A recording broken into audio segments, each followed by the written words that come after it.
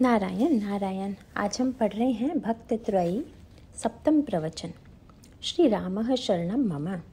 लंका के रणांगन में मेघनाद के द्वारा मूर्छित किए गए श्री लक्ष्मण जी को जिस समय हनुमान जी प्रभु की गोद में रख देते हैं, उस समय भगवान श्री राघवेंद्र के दुख की सीमा नहीं रहती।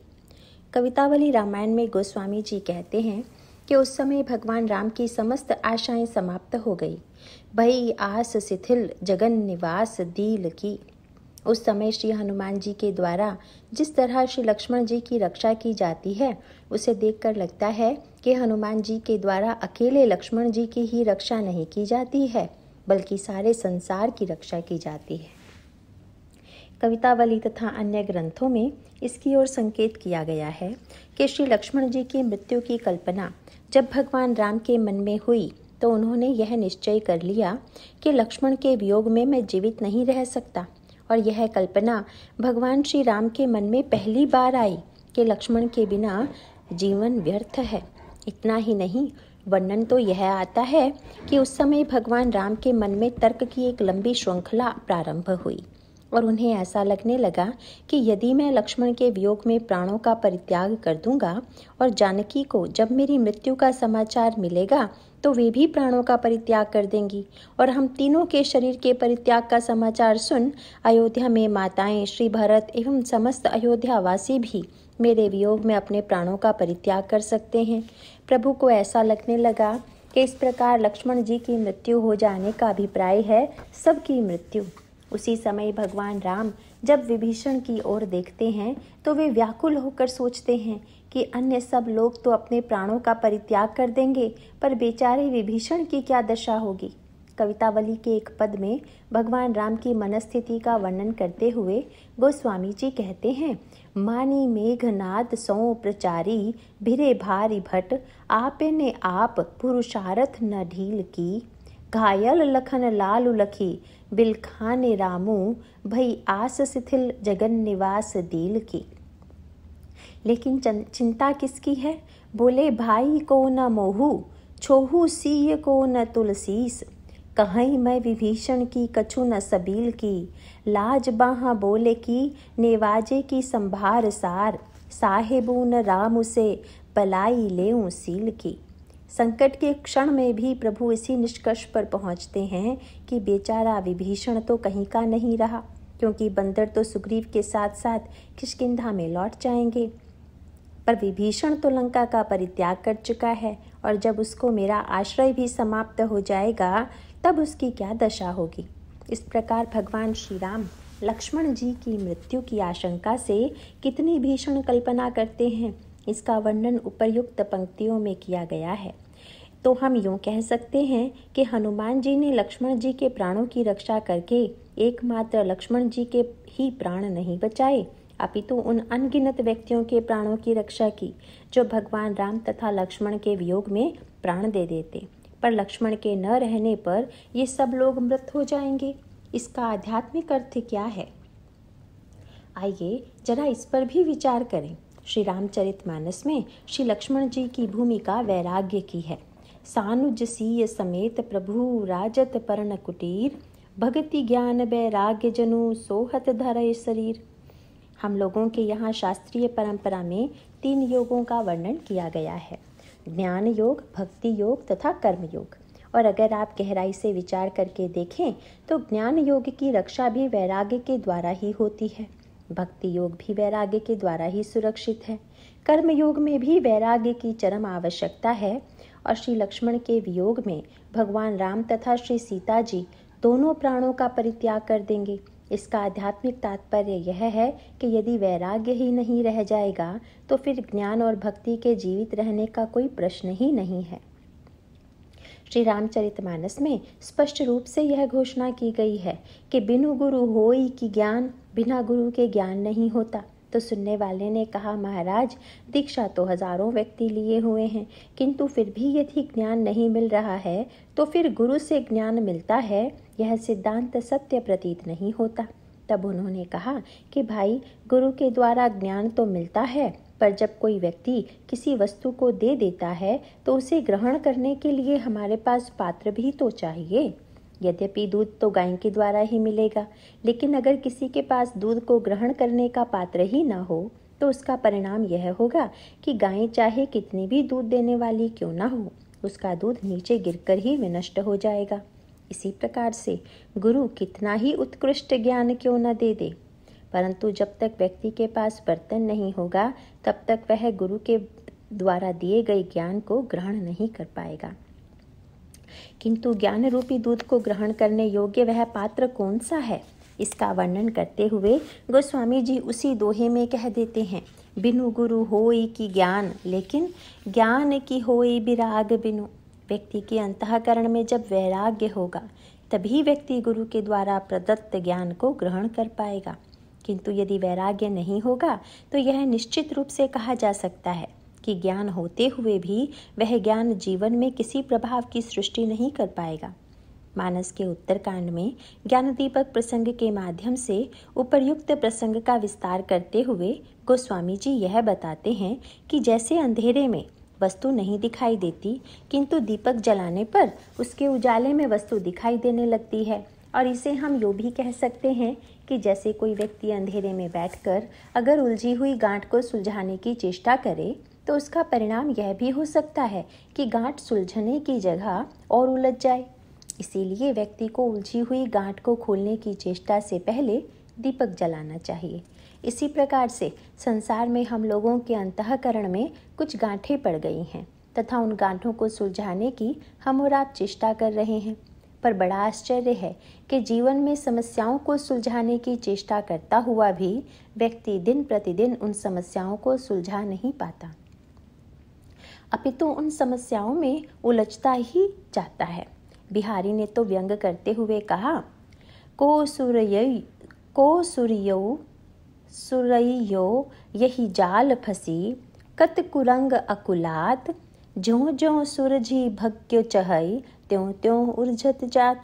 व्यक्ति कहता है कि अगर अमुक समस्या हल हो जाए तो मेरी समस्या का समाधान हो जाएगा, पर यदि एक समस्या का समाधान होता है, एक गांठ खुलती है, तो अन्य दूसरी नई समस्याएं, नई गांठें उत्पन्न हो जाती हैं। इस प्रकार समस्याएं सुलझने के स्थान पर उलझ रही हैं।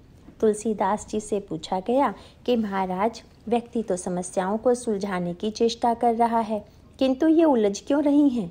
तो गोस्वामी जी ने व्यंग करते हुए कहा, भाई, व्यक्ति अंधेरे में बैठकर गांठ खोल रहा है। उस प्रसंग में मानवीय जीवन की समस्याओं का सच्चा चित्रण किया गया है। उसमें ईश्वर और जीव के संबंध की ओर संकेत करते हुए उन्होंने कहा, ईश्वर अंश जीव अविनाशी, चेतन अमल सहज सुख राशि। ईश्वर का अंश होने के नाते जीव अविनाशी है, चेतन है, अमल है तथा सहज सुख की राशि है। लेकिन इतना होते हुए भी वह जीव माया के वशीभूत होकर तोता एवं बंदर की तरह बंधा हुआ है तथा उसमें जड़ एवं चेतन की गांठ पड़ गई है। यद्यपि वह गांठ मिथ्या है, परंतु उसे खोलना अत्यंत कठिन है। सो माया बस भयउ गोसाई, बंध्यो कीर मरकट की नाई, जड़ चेतन ही ग्रंथि परि गई, यद्यपि मृषा छूटत कठिनाई। और वह गांठ अंधेरे के कारण नहीं खुल रही है। और अंधेरे का वर्णन करते हुए उन्होंने कहा कि व्यक्ति के अंतःकरण में रहने वाला मोह ही अंधकार है। जीव हृदय तम मोह विशेषी, ग्रंथि छूट किमि परई न देखी। गांठ तो तब सुलझेगी जब आंखों से ठीक ठीक गांठ दिखाई दे, और दिखाई तब देगी जब प्रकाश हो। इसीलिए समस्याओं को सुलझाने की चेष्टा मत कीजिए, सबसे पहले दिया जलाने का प्रयत्न कीजिए। इसका सीधा सा अभिप्राय है कि कर्म के द्वारा हम समस्याओं को सुलझाना तो चाहते हैं, परंतु कर्म के द्वारा समस्याएं तब सुलझेंगी जब कर्म के पीछे ज्ञान का प्रकाश होगा। अगर ज्ञान के प्रकाश से वंचित होकर केवल व्यक्ति केवल कर्म के द्वारा अपनी समस्याओं को सुलझाना चाहेगा तो सुलझने के स्थान पर जीवन की उलझनें बढ़ती जाएंगी। इसीलिए अधिकांश व्यक्तियों के जीवन में निरंतर कर्म करते हुए भी समस्याओं की जो बाढ़ आ जाती है, उसका एकमात्र कारण यही है कि वे ज्ञान से दूर हैं। किंतु वह ज्ञान प्रकाश कैसे प्राप्त हो, इसका उपाय बतलाते हुए गोस्वामी जी ने एक दीपक की कल्पना की और यह कहा कि जैसे दीपक ने जब तक घी अथवा तेल न हो या उसमें बत्ती न हो और उसे जलाया न जाए तब तक प्रकाश नहीं होगा। इसी प्रकार व्यक्ति को अपने अंतःकरण में ज्ञान का प्रकाश प्राप्त करने के लिए इन वस्तुओं की आवश्यकता है। गोस्वामी जी दीपक जलाने का उपाय बताते हुए कहते हैं कि पहले गाय के घी का निर्माण कीजिए और फिर उसके द्वारा दिया जलाइए। गोस्वामी जी से किसी ने कहा कि महाराज, उजाला तो उजाला है, चाहे घी का हो अथवा तेल का, फिर इतना परिश्रम करके घी निकालने की क्या आवश्यकता है। किंतु गोस्वामी जी का अभिप्राय है कि क्या कोई ऐसा व्यक्ति आपको मिलेगा जो यह कहे कि मेरे पास बुद्धि नहीं है। परंतु मूल प्रश्न यह है कि वह बुद्धि तेल की तरह है कि गाय के घी की तरह। क्योंकि बहुधा यह देखा जाता है कि कई व्यक्ति बड़े बुद्धिमान होते हैं, पर बुद्धिमान होते हुए भी यदि व्यक्ति की बुद्धि सात्विक न हो, अंतःकरण पवित्र न हो, तो केवल सूक्ष्म पैनी बुद्धि होने से ही व्यक्ति समस्याओं को सुलझा नहीं पाएगा। इसीलिए पैनी बुद्धि के साथ साथ व्यक्ति के जीवन में पवित्रता भी होनी चाहिए। अतः गोस्वामी जी ने यहाँ पर कह दिया कि भाई पहले गाय का घी लाइए। ज्ञान दीपक के इस प्रसंग में गोस्वामी जी लंबा रूपक देते हुए यह संकेत करते हैं कि पहले गाय ले आइए, गाय ले आने के पश्चात उसे चारा खिलाइए, फिर उसे बछड़े के द्वारा पिन्हाइए, फिर बर्तन में उस गाय का दूध दुहवाइए और दुहवाने के पश्चात फिर उसको आग पर चढ़ाकर पकाइए। पकाने के पश्चात उस गर्म दूध को थोड़ा ठंडा कीजिए, फिर उसमें जामन डालकर उसे दही के रूप में जमाइए और जब दही जम जाए तो उसे मथानी लेकर मथिए तथा मथने के पश्चात जो मक्खन निकले उसी से घी बनेगा। गोस्वामी जी ने कहा कि सबसे पहले श्रद्धा की गाय ले आकर उसे सत्कर्म का चारा खिलाइए। सात्विक श्रद्धा धेनु सुहाई, जौ हरि कृपा हृदय बस आई। जप तप व्रत जम नियम अपारा, जे श्रुति कह शुभ धर्म अचारा। ते तृण हरित चरई जब गाई। इसका अभिप्राय है कि हृदय में पहले सात्विक श्रद्धा आए, श्रद्धा के साथ सत्कर्म आवे। सत्कर्म के चारे के द्वारा श्रद्धा रूपी गाय में दूध तो आ गया, पर बिना बछड़े के दूध नहीं निकलेगा, क्योंकि बछड़े को देखकर ही गाय के स्तनों में दूध उमड़ आएगा। इसी प्रकार से श्रद्धा और सत्कर्म के साथ साथ जब तक भावना का बछड़ा नहीं होगा तब तक श्रद्धा की गाय दूध नहीं देगी। इसीलिए भाव का बछड़ा आवश्यक है और दुहने वाला भी स्वच्छ होना चाहिए, क्योंकि यदि दुहने वाला ही गंदा होगा तो कितना साफ दूध क्यों न दुहा जाए, वह गंदा अवश्य हो जाएगा। इसीलिए दुहने वाले के हाथ तो पहले धुला लीजिए। दुहने वाला जिस बर्तन में दूध दुहने वाला है उस बर्तन को भी तो पहले धुलवा लिया जाना चाहिए। फिर दूध दुहने का परिचय देते हुए गोस्वामी जी ने कहा, निर्मल मन अहीर निज दासा। व्यक्ति का जो मन है वही दूध दुहने वाला अहीर है, लेकिन मन तो अत्यंत गंदा है। अतः पहले इस मन को निर्मल बनाइए और निर्मल मन का अहीर विश्वास के बर्तन में परम धर्म श्रुति विदित अहिंसा रूपी दूध को दुहेगा। इसका अभिप्राय है कि इतनी साधना करते करते व्यक्ति में अहिंसा उत्पन्न हुई। उसके पश्चात अहिंसा के दूध को निष्कामता की अग्नि पर रखकर उसको गाढ़ा बनाइए, क्योंकि यदि अहिंसा के बदले कुछ चाहेंगे तो दूध पतला रह जाएगा, गाढ़ा नहीं हो पाएगा। गाढ़ेपन का अभिप्राय है कि निष्कामता गहरी होनी चाहिए और निष्कामता की अग्नि पर दूध जब गर्म हो जाए तब उसे थोड़ा ठंडा कीजिए।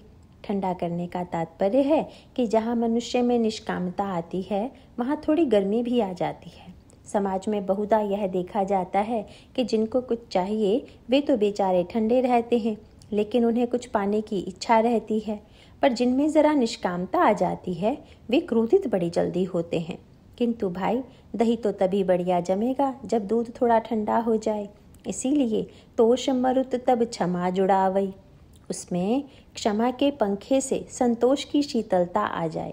जब गर्मी कम हो जाए तब उसमें घृति का जामन दिया जाए और दही जम जाने के पश्चात अंतःकरण में रहने वाली मुदिता वृत्ति विचार की मथानी के द्वारा इस दधी का मंथन किया जाए।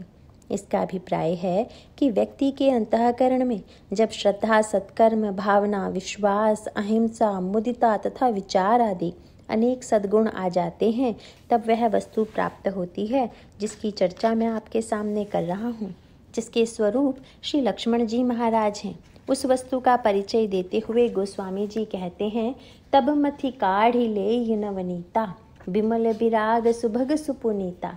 मनुष्य जब इतने साधन कर लेता है तब उसके अंतःकरण में वैराग्य का उदय होता है, और यही वैराग्य ज्ञान के रूप में परिणत होकर अंतःकरण को प्रकाशित करता है।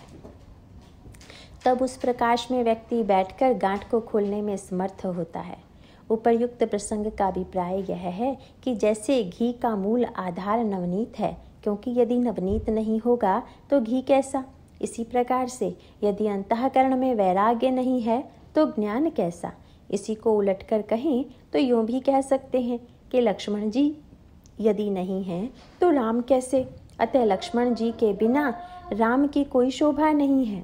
इसीलिए आगे चलकर बड़ा भावनात्मक प्रसंग आता है कि जिस समय अंत में श्री लक्ष्मण जी को चैतन्य करने के लिए हनुमान जी द्रोणाचल पर्वत से औषधि लेकर अयोध्या के ऊपर से लौटते हैं, उस समय श्री भरत से वार्तालाप का वर्णन तो श्री रामचरितमानस में दिया गया है, पर गीतावली रामायण में गोस्वामी जी ने यह कहा कि हनुमान जी की मूर्छा दूर हो जाने के बाद जब माताओं को यह समाचार मिला कि लंका के रणांगण में श्री लक्ष्मण जी मूर्छित पड़े हुए हैं तथा श्री राम का कोई सेवक औषधि लेकर लंका की ओर जा रहा है, तब उस समय माताएं भी वहां कुशल समाचार जानने के लिए आ गईं।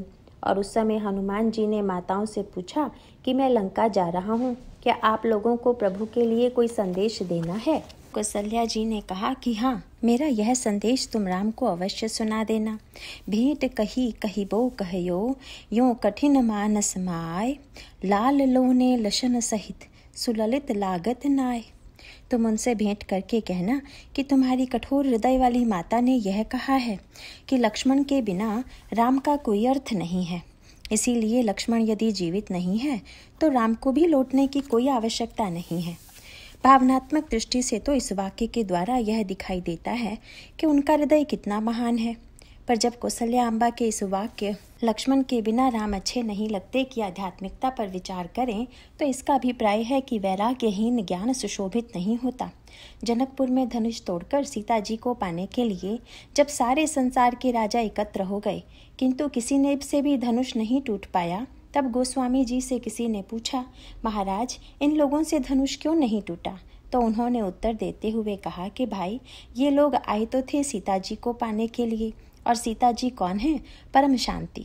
शांति सीता समानीता आत्मा रामो विराजते।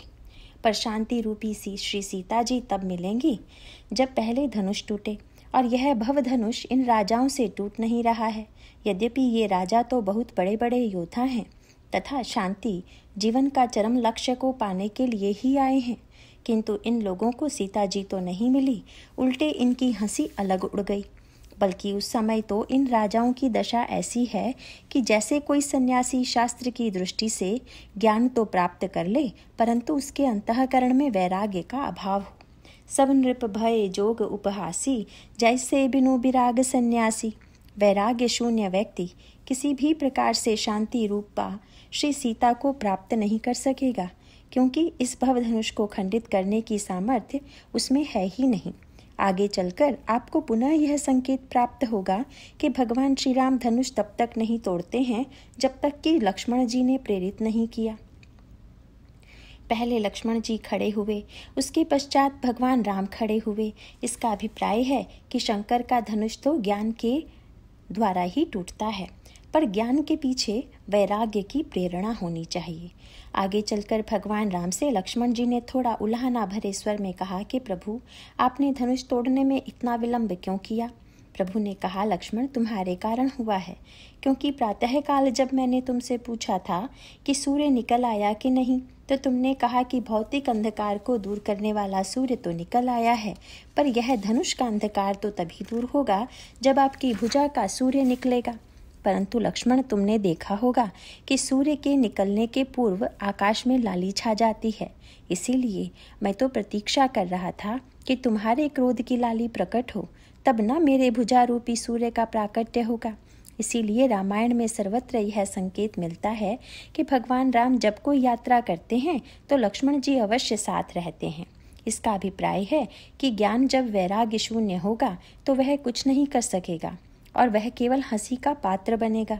इस दृष्टि से जीवन पथ में ज्ञान वैराग्य की अत्यंत आवश्यक जोड़ी है और यही श्री राम तथा श्री लक्ष्मण की जोड़ी है। इस तरह से अगर विचार करके देखें तो ज्ञान के संदर्भ में वैराग्य अतुलनीय है। भक्ति के संदर्भ में वैराग्य की महिमा पर यदि विचार करके देखें तो हमें यही प्रतीत होगा कि बिना वैराग्य के भक्ति की रक्षा संभव नहीं होगी, क्योंकि भक्ति का अभिप्राय है भगवान में अनुराग, और भगवान में अनुराग तब होगा जब अन्यत्र से विराग होगा। यदि हमारा राग चारों ओर बिखरा रहेगा तो भगवान के प्रति राग कैसे होगा। इसीलिए अनुरागी वही होगा जो पहले विरागी होगा।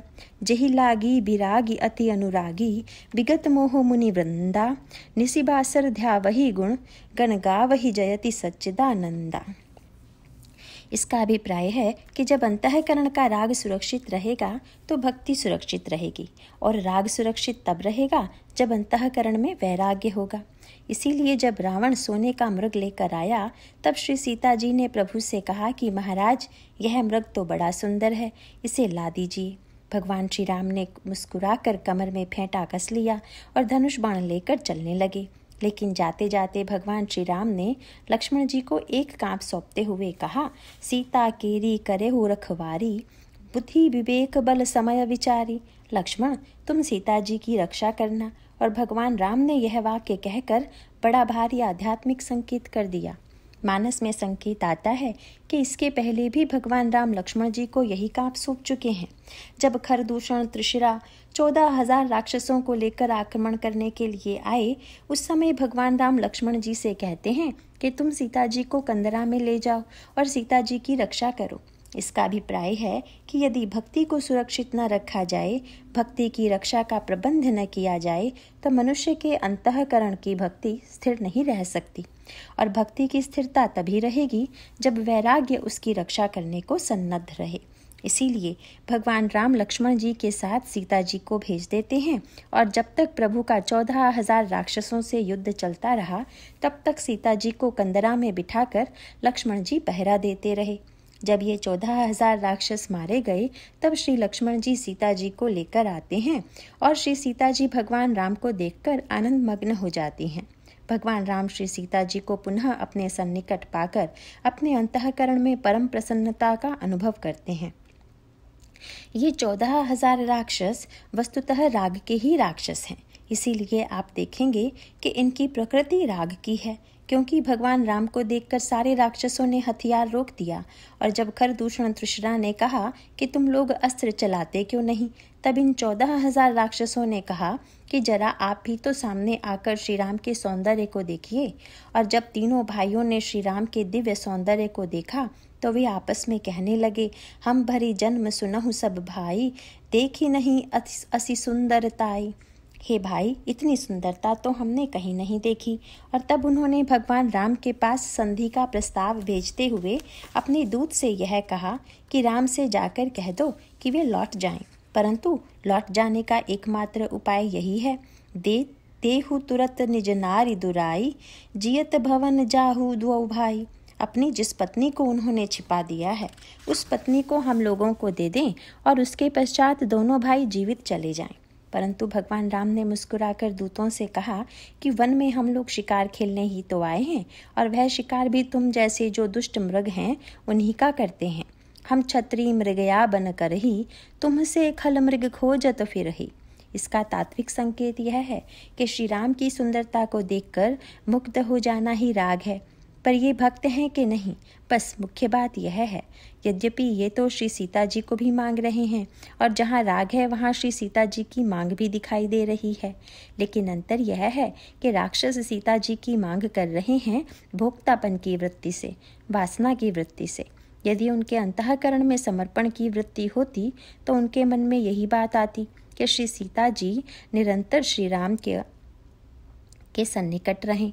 पर यहाँ तो श्री सीता जी को राम से अलग करके पाने की वृत्ति इन 14,000 राक्षसों में है। इसीलिए भगवान राम इनका संहार कर देते हैं, और जब संसारिक राग के ये राक्षस नष्ट हो गए तब वैराग्य भक्ति को लेकर आ गया तथा भक्ति और ज्ञान का दिव्य मिलन हो गया। दूसरी बार जब सोने का मृग आया और सीता जी ने कह दिया कि यह मृग तो बड़ा सुंदर है, तब भगवान राम ने कहा कि लक्ष्मण, अब बड़ा संकट है, क्योंकि मैं तो जा रहा हूँ उस मृग के पीछे, परंतु तुम सीता केरी करहु रखवारी, बुद्धि विवेक बल समय विचारी। लक्ष्मण, तुम सीता जी की रक्षा बुद्धि बल तथा विवेक से समय के अनुकूल करना। भगवान राम का मीठा सा आध्यात्मिक संकेत यह था कि इस समय ज्ञान में भ्रम तो आ ही गया है और भक्ति में भी प्रलोभन आ गया है, परंतु लक्ष्मण, अब तो अकेले तुम ही बचे हो। भगवान राम ने मानो कहा कि लीला में मैंने भ्रम को स्वीकार कर लिया, इसीलिए नकली मृग के पीछे भाग रहा हूँ, और जब दोनों ने भ्रम और प्रलोभन को स्वीकार कर लिया है, तब तो केवल तुम ही बचा पाओगे, क्योंकि तुम ही इससे मुक्त हो। और यह बिल्कुल ठीक है, क्योंकि लक्ष्मण जी अगर वहाँ पर बने रहते तो क्या रावण श्री सीता जी का हरण कर सकता था। इसका अभिप्राय है कि चाहे कितना भी भ्रम और प्रलोभन क्यों न सामने आए, पर यदि रक्षक के रूप में वैराग्य विद्यमान है तो फिर चिंता की कोई बात नहीं है।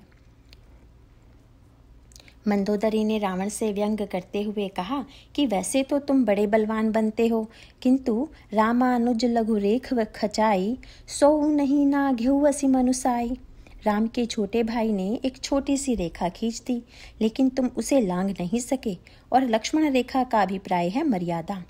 भगवान राम ने मानो यह संकेत किया कि मैंने और श्री सीता जी ने लीला में अपनी मर्यादा को छोड़ दिया है।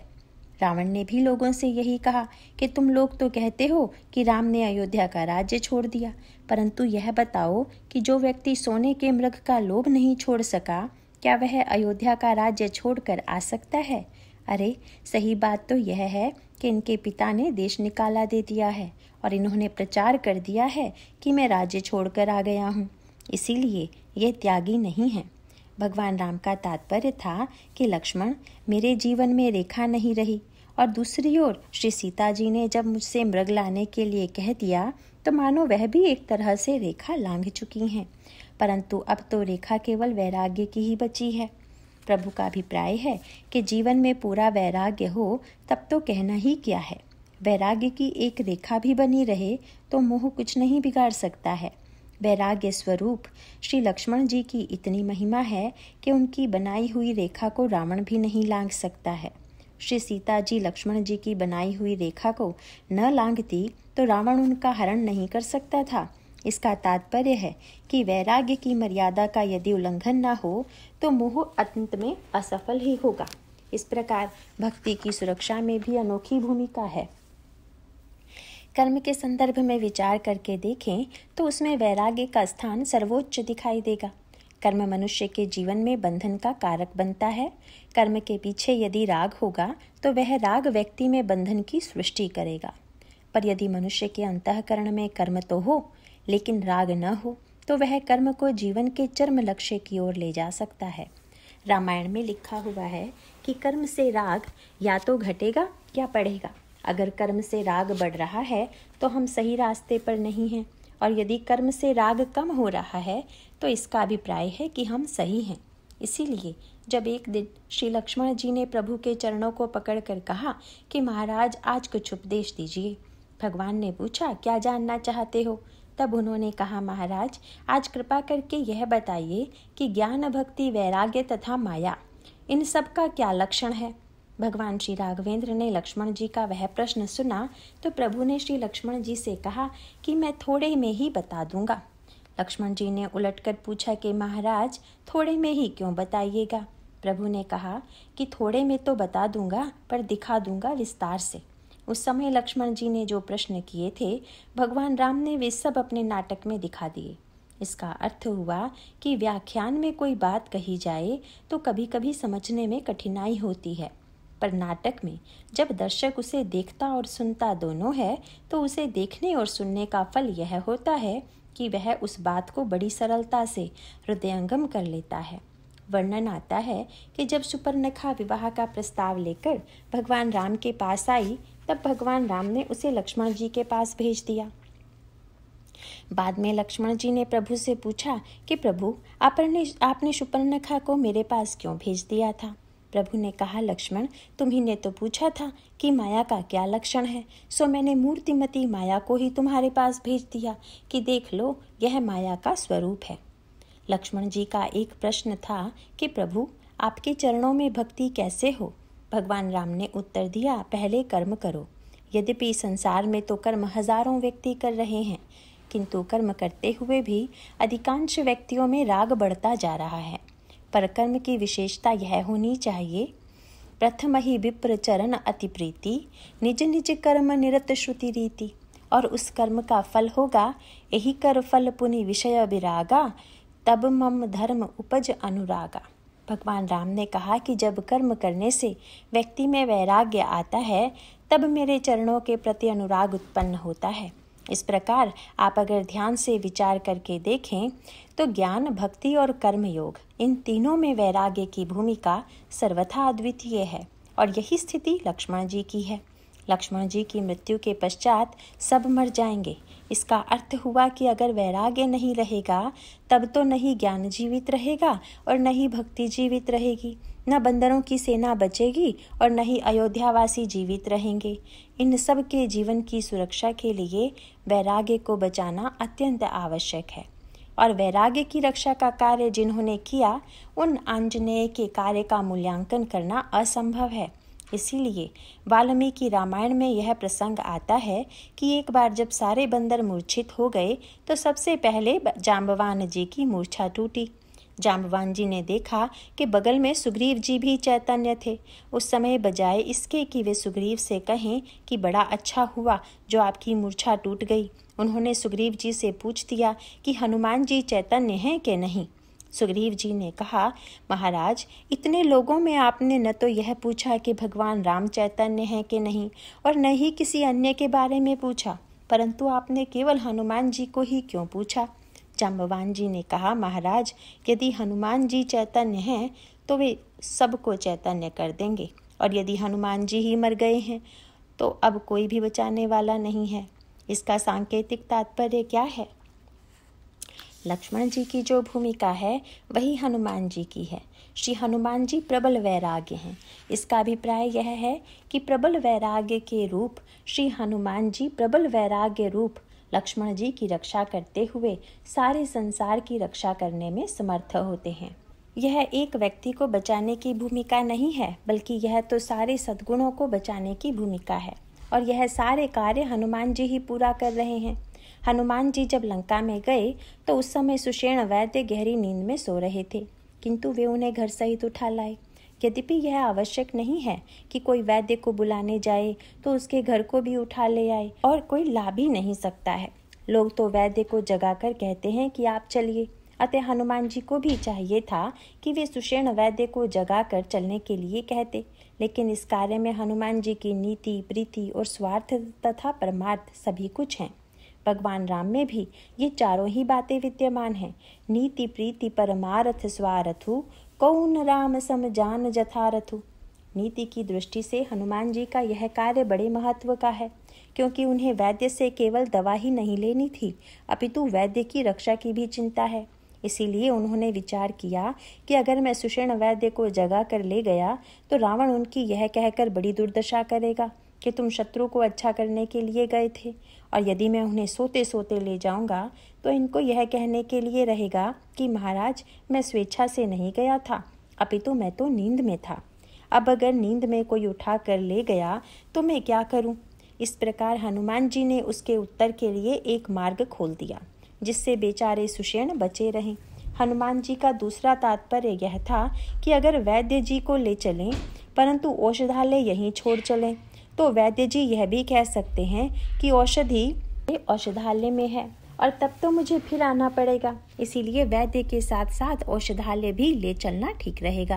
वैद्य जी बहुत योग्य थे और हनुमान जी भी उन्हें औषधालय के साथ ले गए थे, लेकिन उनके पूरे औषधालय में लक्ष्मण जी की मूर्छा को दूर करने वाली दवा नहीं थी।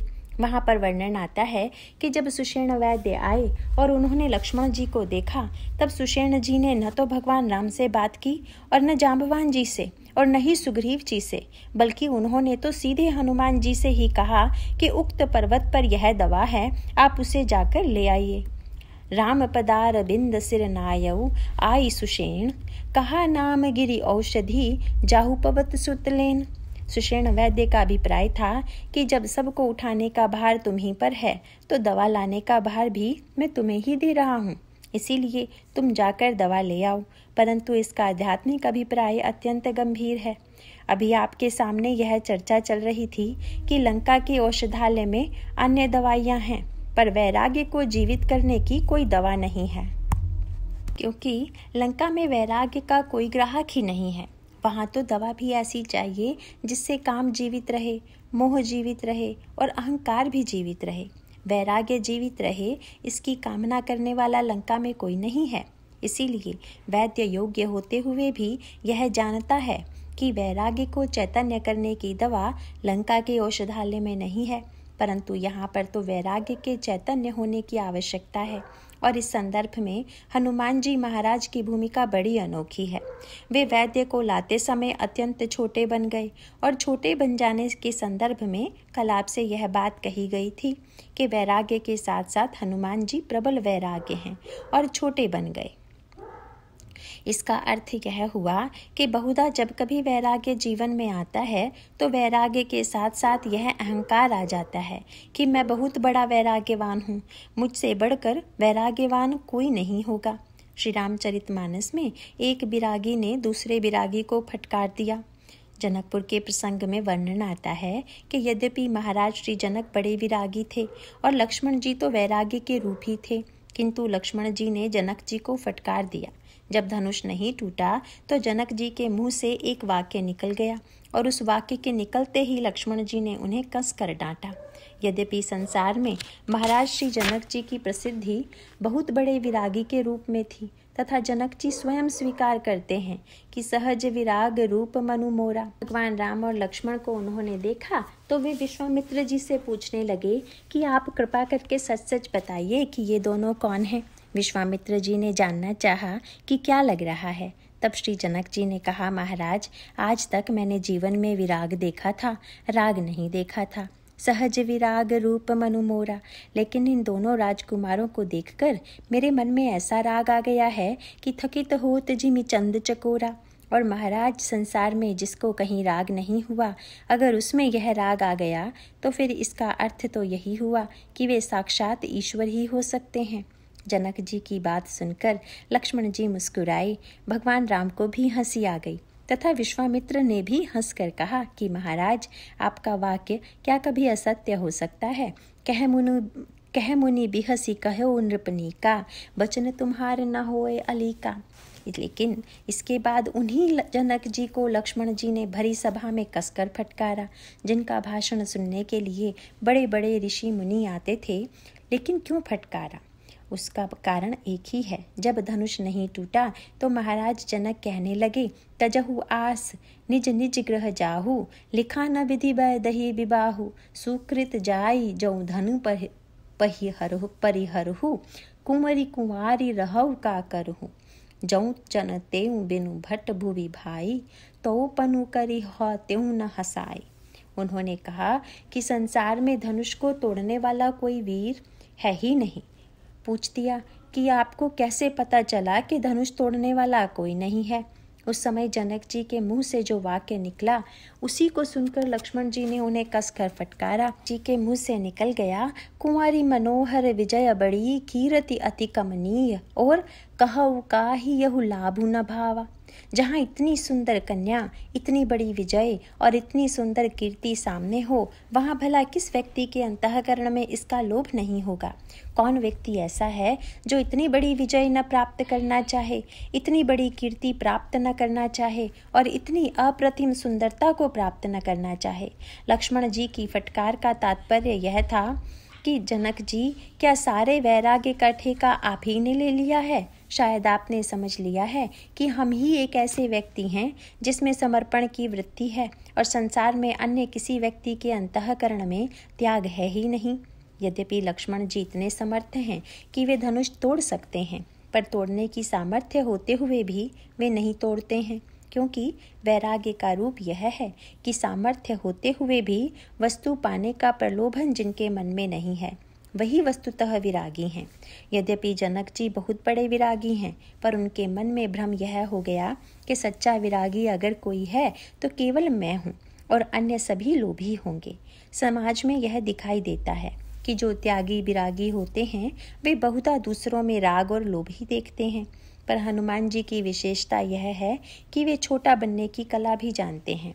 इसका अभिप्राय है कि उनमें वैराग्य के साथ विनम्रता की पराकाष्ठा है। अगर आप हनुमान जी में वैराग्य के साथ विनम्रता देखना चाहें तो इसे पग पग पर देख सकते हैं। हनुमान जी छोटे तथा बड़े बनने की कला में निपुण हैं। जो कार्य बड़ा बनकर किया जाना चाहिए वह कार्य श्री हनुमान जी बड़े बनकर करते हैं। पर इतना होते हुए भी हनुमान जी कितने विनम्र हैं, यह वे छोटा बनकर दिखाते हैं। यह छोटा और बड़ा बनने का अर्थ केवल बाह्य संदर्भ में मत लीजिए, अपितु इसके अंतरंग में बैठ कर विचार करने की चेष्टा कीजिए। जब भगवान राम का राज्याभिषेक हुआ तो उसके 6 महीने बाद भगवान श्री राम एकांत में योजना बनाने लगे कि अब बंदरों को विदा करना चाहिए। किंतु जब बंदर जाएंगे तो प्रत्येक बंदर की विदाई भी तो करनी पड़ेगी, परंतु कौन किसकी विदाई करेगा यह पहले से निश्चित कर लिया जाए। भगवान राम ने कहा, विभीषण को मैं वस्त्र पहना दूंगा। प्रभु ने भरत जी की ओर देखकर कहा, और भरत तुम सुग्रीव को वस्त्र पहनाना। किंतु अचानक किसी ने ध्यान दिलाया कि हनुमान जी को विदाई का वस्त्र कौन पहनाएगा, क्योंकि हनुमान जी तो सबसे बड़े सेवक हैं।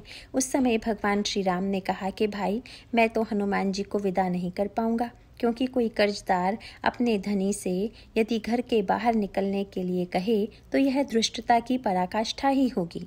मैं तो हनुमान जी को यह लिख कर दे चुका हूँ, देवई को न कछुरिनी आहो धनिक तु पत्र लिखाओ। इसीलिए मैं उनसे नहीं कहूँगा कि तुम चले जाओ। प्रभु ने मुस्कुराकर भरत जी की ओर देखा और बोले, भरत तुम ही कह दो। श्री भरत ने कहा, महाराज मैं भी उनका कर्जदार हो चुका हूँ, क्योंकि जब हनुमान जी का आपका समाचार लेकर आए तब मैंने भी उनसे कहा, नाहिन तात उरिन मैं तो ही अब प्रभु चरित सुनावहु मोही।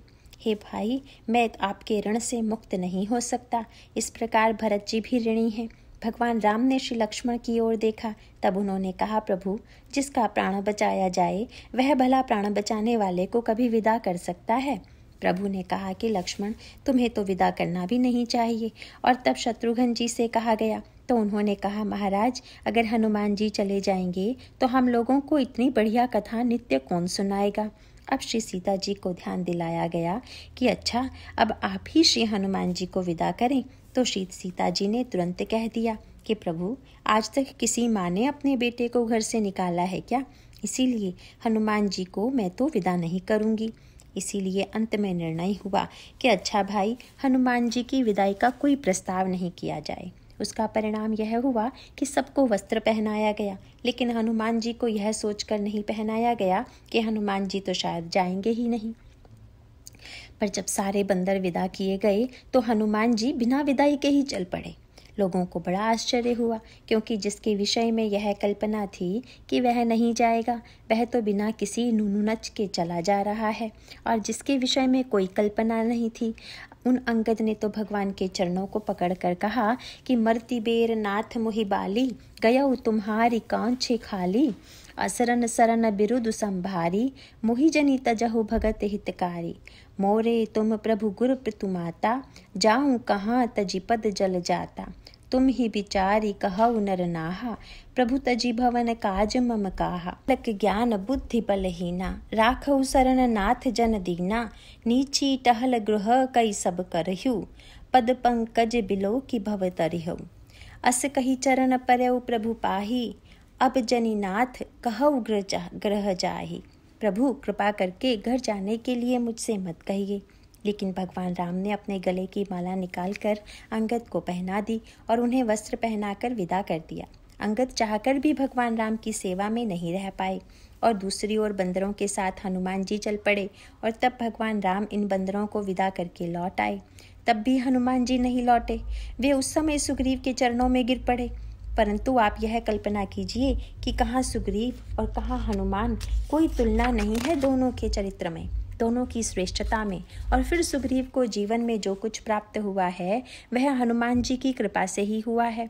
लेकिन हनुमान जी प्रभु के समीप रहने की प्रार्थना उनसे न करके सुग्रीव के चरणों में गिरकर उनसे कहने लगे। तब सुग्रीव चरण गही नाना, भांति विनय कीन है हनुमाना। दिन 10 करी रघुपति पद सेवा, पुनि तब चरण देखी हूँ देवा।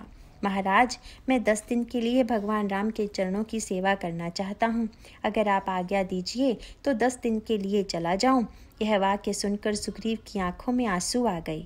उन्होंने हनुमान जी को हृदय से लगा लिया और कह दिया, पुण्य पुंज तुम पवन कुमारा, सेवहु जाई कृपा आगारा। इस प्रकार हनुमान जी के लघु बन जाने की पराकाष्ठा तब है जब सुग्रीव जैसे विषय परायण व्यक्ति के चरणों में भी श्री हनुमान जी गिर जाते हैं। वैराग्य गिर रहा है महान विषयी सुग्रीव के चरणों में। इसका अभिप्राय है कि श्री हनुमान जी को अपने वैराग्य का रंच मात्र भी अभिमान होता तो क्या वे सोच सकते थे कि इस विषयी के चरणों में मैं झुकूं। बहुधा विरागी त्यागी लोग तो सोचते हैं कि हमारे सामने दूसरे झुकें। हनुमान जी ने जब सुग्रीव से आज्ञा मांगी तो सुग्रीव ने तुरंत कहा कि हनुमान जी, हम लोगों का पुण्य तो वस्तुतः क्षीण हो गया है, किंतु हम लोगों में एकमात्र आप ही प्रभु की सेवा के योग्य हैं, अतः आप जाइए। और जब हनुमान जी लौटने लगे तब अंगद को अपनी भूल समझ में आ गई। अंगद जी ने तुरंत हनुमान जी से कहा कि कहो दंडवत प्रभु साईं, आप प्रभु से जाकर मेरी दंडवत कहिएगा। हनुमान जी ने कहा, महाराज, क्या आप चलते समय दंडवत करना भूल गए? अंगद ने कहा कि क्रिया में दंडवत करना तो नहीं भूला, पर सच्चा दंडवत करना तो आप ही जानते हैं, मैं नहीं जानता। इसीलिए मेरे दंडवत करने से भी प्रभु नहीं रीझे, नहीं पसीजे। पर मुझे विश्वास है कि जब आप मेरी ओर से दंडवत करेंगे तो प्रभु अवश्य रीझेंगे। उन्होंने हनुमान जी से हाथ जोड़कर यही कहा, कहो दंडवत प्रभु सये, तुम ही कहो कर जोरी। बार बार रघुनायक ही सुरति करायहु मोरी। आप बार बार प्रभु को मेरी याद दिलाइएगा। और सचमुच हुआ भी यही। लौटकर श्री हनुमान जी ने पहला काम वही किया जो उनका स्वभाव है। वे अपने विषय में तो कुछ नहीं बोले, लेकिन भगवान राम के सामने हनुमान जी जब अंगद का वर्णन करने लगे तो तुलसीदास जी ने लिखा, तासु प्रीति प्रभु सन कही, मगन भये भगवंत। अंगद के प्रेम का वर्णन सुनकर प्रभु रोने लगे। यद्यपि अंगद की प्रार्थना प्रभु ने थोड़ी ही देर पहले सुनी थी और तब आंसू नहीं आए, पर उन्हीं की बात जब हनुमान जी ने सुनाई तो प्रभु द्रवित हो गए। अंगद बड़े गुणवान थे, उन्हें अपनी भूल का भान हो गया। यदि वे भगवान की सेवा करना चाहते थे तो उनका पहला कर्तव्य यह था कि वे सुग्रीव से कहते कि मैं प्रभु के चरणों में रहना चाहता हूँ, क्योंकि अंगद युवराज थे और सुग्रीव राजा थे। पर अंगद ने सोचा कि मैं सुग्रीव से आज्ञा लूँ, यह संभव नहीं है, क्योंकि सुग्रीव ने तो न तो मेरे समान चरित्रवान है, न बलवान है और न ही गुणवान है। इसका अभिप्राय है कि अंगद अभिमान का परित्याग नहीं कर पाए, और जो अभिमान, चाहे वह गुण का ही अभिमान क्यों न हो, का परित्याग नहीं कर पाया, वह प्रभु की सेवा में रहने का अधिकारी नहीं है। और जो हनुमान जी के समान समस्त सद्गुणों से संपन्न होते हुए भी अपने को कुछ समझता ही नहीं, लघु बनना चाहता है, वही सेवा का सच्चा अधिकारी है। एक बार हनुमान जी से किसी ने पूछ दिया कि आप सुग्रीव को प्रणाम क्यों करते हैं। हनुमान जी ने कहा कि सुग्रीव तो हमारे गुरु हैं। उनसे पूछा गया कि महाराज, आप उनके गुरु हैं कि वे आपके गुरु हैं? हनुमान जी ने उत्तर दिया कि प्रभु को तो पहले सुग्रीव जी ने ही देखा था और उन्होंने ही मुझसे कहा था कि जाकर प्रभु से मिलाइए। यदि उन्होंने मुझे न भेजा होता तो मैं प्रभु तक पहुँच ही नहीं पाता। इसीलिए उन्हीं की कृपा से मुझे प्रभु की प्राप्ति हुई है। इस प्रकार जो इतना विनम्र और इतना लघु हो सकता है, उसी में वैराग्य के साथ सच्ची निरहंकारिता की पराकाष्ठा होती है। सुषेण वैद्य ने बाद में हनुमान जी से कहा कि महाराज, आप मुझे घर से जगा कर ले आते तो साधना का क्रम ठीक रहता, क्योंकि साधना का क्रम यह है कि ईश्वर को पाना चाहें तो व्यक्ति धाम काम का परित्याग करे। रामायण में अनेक ऐसे पात्र आते हैं जो प्रभु को पाने के लिए घर का कामकाज छोड़ देते हैं। ढाई धाम काम सब त्यागी, मनहु रंक निधि लूटन लागी। जब तक कोई काम धाम न छोड़े और तो न तो कथा सुन सकता है और न ही भगवान का साक्षात्कार कर सकता है, क्योंकि धाम यदि केवल सुरक्षा का साधन हो तब तो कोई बुराई नहीं, पर व्यक्ति जो है वह एक तो धाम के प्रति मोह पाल लेता है, तथा मैं और तू का विभाजन करके घर को ऐसा केंद्र बना लेता है जहाँ पर ममता, आसक्ति और भेद ही पलता है। किंतु भगवान को पाना हो तो क्या करें? इसीलिए कबीर ने तो अपनी अक्खड़ी भाषा में बड़ा तीखा व्यंग किया। कबीर हाथ में मशाल लिए खड़े थे। लोगों ने उनसे कहा कि आपके साथ हम भी चलेंगे। तो उन्होंने कहा कि पहले इस मशाल को लेकर जाओ और इसके द्वारा अपने अपने घरों को फूंक दो। उसके पश्चात कबीरा खड़ा बाजार में लिए लुकाठी हाथ, जो घर जा रे आपनो चले हमारे साथ। जो व्यक्ति अपना घर फूंके वह हमारे साथ चले। उनका अभिप्राय है कि जो आसक्ति को नहीं जला सकता, जो भेद बुद्धि को नहीं जला सकता, जो ममता को नहीं जला सकता, वह भगवान की ओर चलने योग्य नहीं है। और रामायण में भी कहा गया है, जरऊ सुसंपत्ति सदन सुखू, सुहृद मातु पितु भाई, सन्मुख होत जो राम पद, करई न सहस सहाय। रामायण में अनेक ऐसे पात्र मिलेंगे जिन्होंने जाने अथवा अनजाने में घर छोड़ा तब भगवान को पाया। सुग्रीव बेचारे का घर छिना हुआ था तब भगवान मिले। विभीषण घर से निकाले गए तो भगवान उनको मिले। परंतु अगर उल्टे दृष्टांत हैं तो वे एकमात्र वैद्यराज सुषेण थे। वे भगवान के पास गए तो घर के साथ गए। हनुमान जी से पूछा गया, महाराज आपने यह नियम कैसे पलट दिया?